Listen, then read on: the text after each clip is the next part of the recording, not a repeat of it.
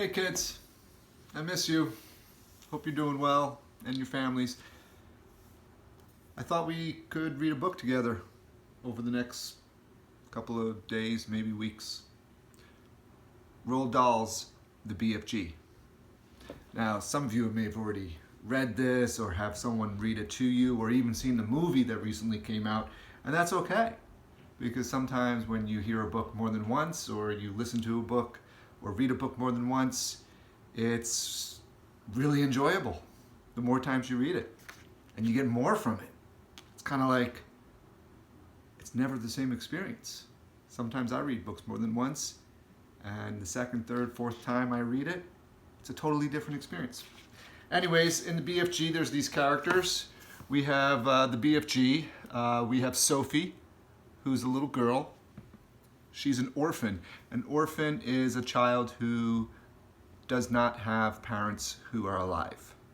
So her parents are no longer alive. This is the blood bottler, who's a big giant. This is the queen. And these are generals, the heads of the Army and the Air Force. So those are some characters in the BFG.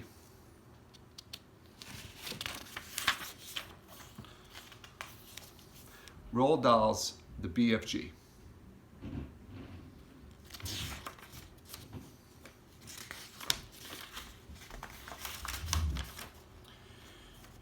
Chapter 1, The Witching Hour.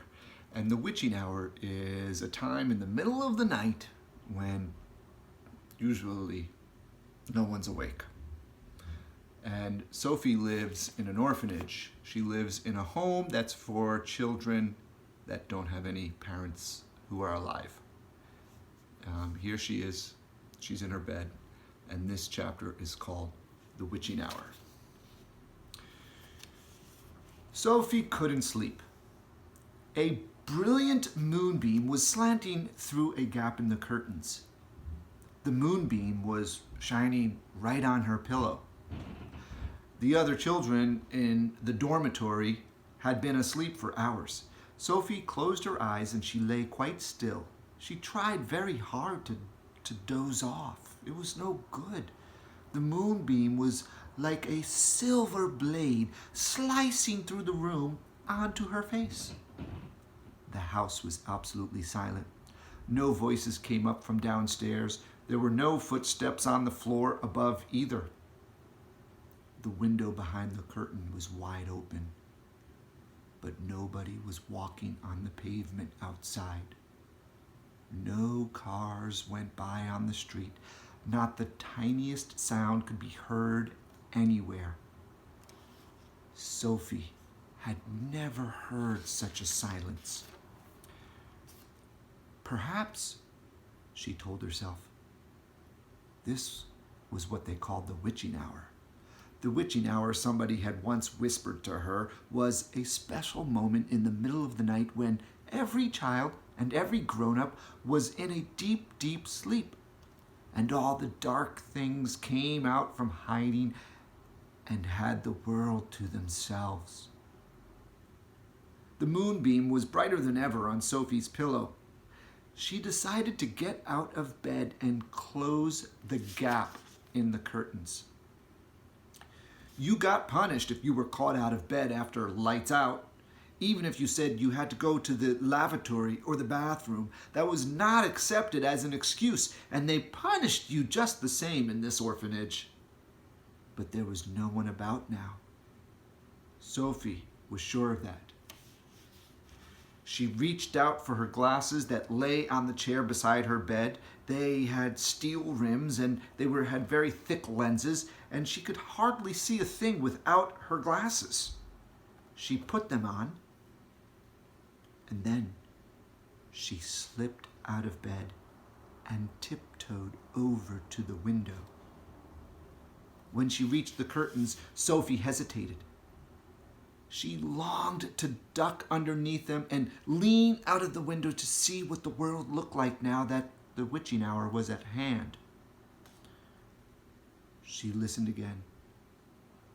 Everywhere, it was deathly still. She really wanted to look out the curtains, out the window. The longing to look out became so strong she could not resist it. Quickly, she ducked under the curtains and she leaned out the window. In the silvery moonlight, the village street she knew so well seemed completely different. The houses looked bent and crooked, like houses in a fairy tale. Everything was pale and ghostly and milky white. Across the road, she could see Mrs. Rance's shop, where you bought buttons and wool and bits of elastic. The shop did not look real. There was something dim and misty about that too. Sophie allowed her eye to travel further and further down the street. Suddenly she froze. There was something coming up the street on the opposite side.